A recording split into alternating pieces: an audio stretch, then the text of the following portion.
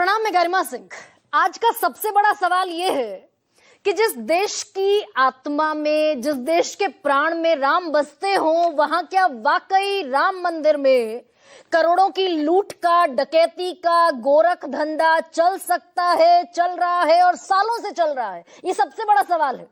और उस पर भी जांच के नाम पर, एसआईटी के नाम पर क्या विशुद्ध लीपापोती, क्या विशुद्ध राम भक्तों की आई वॉश का काम चल रहा है क्या? और ये इतना तल्ख सवाल मैं इसलिए पूछ रही हूं क्योंकि एसआईटी स्पेशल इन्वेस्टिगेशन टीम बन गई थी। 13 जून को मुख्यमंत्री योगी आदित्यनाथ ने ऐलान कर दिया था, अफसरों के नाम आ गए थे और चौथा पांचवा दिन है, अफसरों के नाम आ गए थे कि 3 ऑफिसर इस पूरे करोड़ों का जो गोरख धंधा है, और मैं इसको जिम्मेदारी से इसलिए कह रही हूं क्योंकि सबसे पहले आरोप लगाया था अखिलेश यादव ने, और उन्होंने ये कहा था कि तकरीबन 7.5 करोड़ की ये लूट हो सकती है। फिर ये आंकड़ा पहुंच गया 200 करोड़ तक, और फिर ये खबरें आई कि 2 करोड़ 89 लाख रुपए की तो रिकवरी होकर एसबीआई के ऑफिशियल अकाउंट में राम मंदिर के जमा हो चुका है। तो ये सवाल इसलिए पूछ रही हूं मैं कि एसआईटी बना दी योगी आदित्यनाथ ने, अफसरों के नाम तय हो गए कि विजय विश्वास पंत आईएएस ऑफिसर हैं, लखनऊ के कमिश्नर हैं, वो रहेंगे। एस किरण आईपीएस ऑफिसर हैं, आईजी लखनऊ रेंज हैं, वो जांच करेंगे। और नील रतन कुमार ये स्पेशल सेक्रेटरी हैं फाइनेंस डिपार्टमेंट के। ये 3 अफसरों के नाम आ गए। ये तीनों लोग पहुंच भी गए अगले दिन अयोध्या के राम मंदिर। तो तब से लेकर अभी तक रविवार, सोमवार, मंगलवार, बुधवार और आज बृहस्पतिवार, इन 5 दिन में हुआ क्या? 7 दिन में तो रिपोर्ट देनी थी प्रारंभिक, और आखिरी फाइनल रिपोर्ट देनी थी 15 दिन में। तो भाई ये सवाल पूछना बड़ा वाजिब हो जाता है, लाजमी हो जाता है कि इन 5 दिनों में क्या हुआ। इन 5 दिनों में कल की अगर स्पेसिफिकली बात करूं तो 11 घंटे मंदिर परिसर में जांच हुई है। राम मंदिर में 100 से ज्यादा लोगों से पूछताछ हुई है। उसके पहले उन बैंक कर्मचारियों से पूछताछ हुई थी जिनकी ड्यूटी लगी थी चढ़ावा गिनने में। उसके पहले चंपत राय और गोपाल राव, जो इस ट्रस्ट के सर्वा 2 लोगों का नाम ले लीजिए आप, उनसे पूछताछ और सवाल जवाब हो चुके हैं। नोटों की गिनती से जो एजेंसी जुड़ी हुई है टीसीएस, उसके कर्मचारियों से पूछताछ हो चुकी है। कंपनी के खातों और चंदे की रकम की जांच हो चुकी है। तो 100 से ज्यादा लोगों को इंटेरोगेट कर चुकी है SIT special investigation team, but there is no FIR. And at the cost of repeating myself, ये सवाल मैंने परसों भी पूछा था। तो अभी तक एफआईआर दर्ज करने के नाम पर गला क्यों सूख रहा है एसआईटी का, ऑफिसर्स का, और किसको बचाने की कवायद है ये बड़ा सीधा सा सवाल है। 4 तहरीरें अयोध्या के थाने में बाकायदा रखवा दी गई है फाइलों के भीतर। आज अभी थोड़ी देर पहले आम आदमी पार्टी के राज्यसभा सांसद संजय सिंह कहते दिखाई दिए कि मैंने तहरीर दी है कि एफआईआर सीधे महासचिव ट्रस्ट के चंपत राय के खिलाफ होनी चाहिए, उनकी अरेस्टिंग होनी चाहिए। उसके पहले परसों करणी सेना ने एक तहरीर दी थी, और उसके पहले संतोष दुबे नाम के वो व्यक्ति जो कार सेवक हुआ करते थे 90 के दशक में, 17 पसलियां टूटी राम मंदिर आंदोलन में, कोमा में रहे महीनों तक, उन्होंने आरोप लगाया था कि 1250 शिलाएं गायब हो गई हैं। मैंने भी तहरीर दे दी, कांग्रेस ने तहरीर दे रखी है। तो 4 तहरीरें अभी अयोध्या के पुलिस थाने में खाक छान रही हैं, but there is no FIR. सुनिए क्या कह रहे हैं उत्तर प्रदेश के फॉर्मर डीजीपी अरविंद कुमार जैन। अवश्य होना चाहिए मुकदमा। एक आपराधिक कृत्य घटित हुआ है, विस्तृत मुकदमा कायम होना चाहिए। मैं तो मांग करता हूं कि सीबीआई जैसी एजेंसी को उसकी जांच दी जानी चाहिए। एक ऐसा मॉडल तैयार किया जाना चाहिए जिससे कि भविष्य में इस प्रकार की घटनाएं ना हो, और जो घटनाएं हुई हैं, चाहे वो शिलाएं गायब हुई हैं, ज्वेलरी गायब हुई है जो भगवान को दी गई है, और सोना बदल के, सबकी जांच होनी चाहिए पूरा। अरविंद कुमार जैन कह रहे हैं, जैसी कि खबरें मिल रही थी कि भाई फिर दान पेटियों में जो पैसा आता था उसका तो फिर भी थोड़ा बहुत रिकॉर्ड है, उसका ऑडिट होता है, पर जो सोने चांदी के आभूषण आते हैं उसका कहीं कोई रिकॉर्ड नहीं है। और ये सारे छोटे लोग हैं। मैं अगर चंपत राय और गोपाल राय को थोड़ा एक तरफ रख दूं तो ये सारे अनुकल्प मिश्रा, लवकुश मिश्रा, टिन्नू यादव, ये छोटे छोटे मामूली से 14-14, 15-15 हजार रुपए कमाने वाले लोग हैं जो करोड़पति बन गए पिछले 4 से 5 सालों में। पर जो ट्रस्ट के असल मालिक हैं, असल सर्वे सर्वा हैं, अध्यक्ष महंत गोपाल दास हो, नृत्य गोपाल दास, महासचिव चंपत राय हो, उसके बाद गोपाल राय हो, उसके बाद अनिल मिश्रा हो, जिन पर आरोप यह है कि भाई चंपत राय को तो खबर भी की गई थी कि चोरी हो रही है। वो महिपाल सिंह सामने आए थे, लेखा प्रभारी, पूर्व लेखा प्रभारी, उनको नौकरी से निकाल दिया गया और 8 महीने की सीसीटीवी फुटेज डिलीट हो गए। संतोष दुबे मेरे साथ परसों बैठे, उन्होंने कहा 1250 कीमती सोने की, चांदी की, अष्टधातु की शिलाएं गायब हैं और कहीं किसी भी चीज का कोई रिकॉर्ड नहीं है।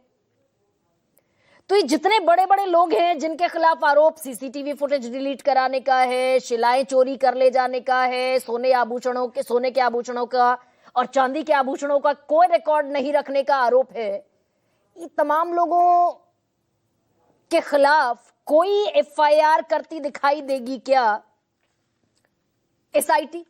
और आज का जो बिल्कुल नया रिकॉर्ड आपके सामने रखने वाली हूं वो आपको थोड़ा सा और हैरान करेगा। भाई वहां जाते हैं लोग, अगर जितने भी श्रद्धालु जाते हैं, राम के नाम की आस्था इतनी है करोड़ों श्रद्धालुओं में इस देश में कि वो बगैर सोचे समझे दान करते हैं। पर ये मंदिर ट्रस्ट जो है ये दान का बिल्कुल गजब हिसाब देता हुआ दिखाई दे रहा है। क्या कह रहा है? और ये रिकॉर्डेड तो नहीं है बट अनऑफिशियल ट्रस्ट की पिछली बैठक हुई 21 मार्च 2026 को, इसी साल 3 महीना पहले, और फंड और खर्च के दस्तावेज इसमें रखे गए और इसमें यह बताया गया कि 1 अप्रैल 2025 से 28 फरवरी 2026 तक, यानी तकरीबन 11 महीने में 16 करोड़ लोगों ने दर्शन किए और इनके पास इसी अवधि में दान आया 83 करोड़ रुपए का 11 महीने में।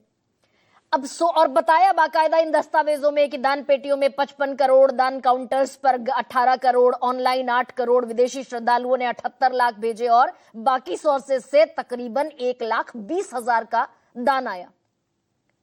16 करोड़ लोगों ने दर्शन किए और 16 करोड़ को अगर इस 83 करोड़ से आप डिवाइड कर दें तो एक श्रद्धालु ने कितना दान चढ़ाया? 5 रुपए 18 पैसे का। अब ये बात किसी के हलक के नीचे नहीं उतरेगी कि राम मंदिर जाने वाला भक्त 5 रुपए का दान चढ़ा रहा है, पर कोई ऑडिट नहीं। आखिरी दफा नवंबर 2025 में जानकारी दी थी ट्रस्ट ने, उसके बाद दिसंबर, जनवरी, फरवरी, मार्च, अप्रैल, मई, आधा जून, कोई किसी तरह की जानकारी नहीं कि हर महीने कितना चढ़ावा मंदिर में चढ़ाया जाता है। अब बीजेपी के अपने लोग, बृजभूषण शरण सिंह पूर्व सांसद, विनय कटियार राम मंदिर आंदोलन के सबसे बड़े चेहरों में एक पूर्व सांसद, वो सुनिए क्या कह रहे हैं। इस पर बलिदान हुए हैं लोग, हमारे जैसे लोग, कल्याण सिंह जैसे लोग, ये सब जेल गए हैं। इस्तीफा दिए थे कल्याण सिंह जी, तब जाकर के मंदिर का बढ़ना शुरू हुआ। और ये जितने हैं ना, ये जितने इस समय हैं, अरे भाई ये जितने हैं सब चोर हैं, इनकी छुट्टी करो। विनय कटियार जी ने बहुत ही अच्छा सवाल उठाया है और इसका परिणाम भी भोगा है, इसका परिणाम भी पार्टी ने भोगा है।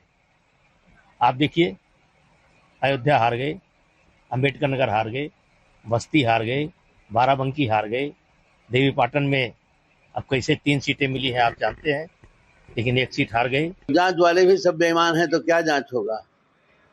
सबके सब तो बेईमान ही हैं। कौन दूध का धोया है? ये जो हल्ला मचा रहे हैं ये लोग दूध के धोए हैं? जांच कौन करेगा? भगवान ही जांच करेंगे। जो बेचारे रिक्शे पर नहीं, साइकिल पर चलते थे, वो आज बड़ी बड़ी गाड़ियों पर चल रहे हैं, बड़े बड़े मकान बन गए। अब किसका नाम मैं गिनाऊं? मुझसे कोई भी मतलब नहीं। जो जैसा करेगा उसका फल उसे मिलेगा, निश्चित मिलेगा। भगवान दंड देंगे। और ये बयान जो आपने सुना ये है पुराना बयान, हालांकि 2 दिन पर पुराना है, लेकिन इसलिए मैंने सुनाया आपको कि उत्तराधिकारी जो मंदिर ट्रस्ट के चेयरपर्सन हैं, अध्यक्ष हैं, ये उनके उत्तराधिकारी हैं महंत नयन कमल दास, जो कह रहे हैं जो साइकिलों में चलते थे वो महंगी महंगी गाड़ियों में चल रहे हैं। और वो संजय सिंह आम आदमी पार्टी के राज्यसभा सांसद निकाल लाए थे एक पर्चा, एक बाकायदा रजिस्ट्री कि 3 करोड़ की जमीन को ट्रस्ट ने 24 करोड़ रुपए में ऑफिशियली खरीदा। उसकी रजिस्ट्री हुई, उस पर डीएमके यानी कि डिस्ट्रिक्ट मजिस्ट्रेट के सिग्नेचर हैं। नजूल की जमीन थी, फ्री होल्ड कराए बगैर उसको नहीं खरीदा जा सकता था। अब संजय सिंह ने भी आज एक तहरीर दे दी है, पर कोई मुकदमा नहीं, कोई एफआईआर नहीं। हाँ, एक नोटिफिकेशन जरूर उत्तर प्रदेश के मुख्यमंत्री ऑफिस की तरफ से जारी हुआ कि कल योगी आदित्यनाथ पहुंच रहे हैं राम मंदिर। तकरीबन 5 से 6 घंटे वहां मौजूद भी रहेंगे, उपस्थित रहेंगे। और चंपत राय को कह दिया गया है, ये 29वां पॉइंट है कि चंपत राय जी ये तय कर दें कि योगी आदित्यनाथ के साथ कौन आदमी रहने वाला है, नामित कर दें किसी को। तो चंपत राय योगी आदित्यनाथ से दूर रहेंगे उनके कल के रामलला के मंदिर में आगमन पर। सुनिए संजय सिंह क्या कह रहे हैं। आज मैंने तहरीर दिया है जिसमें चंपत राय और दूसरे लोगों के खिलाफ एफआईआर दर्ज करके कार्रवाई की मांग की है, और उसमें मैंने पूरा प्रकरण लिखा हुआ है शुरू से लेकर अब तक। और ऐसे में आपके सामने रखती हूं आज का सबसे बड़ा सवाल।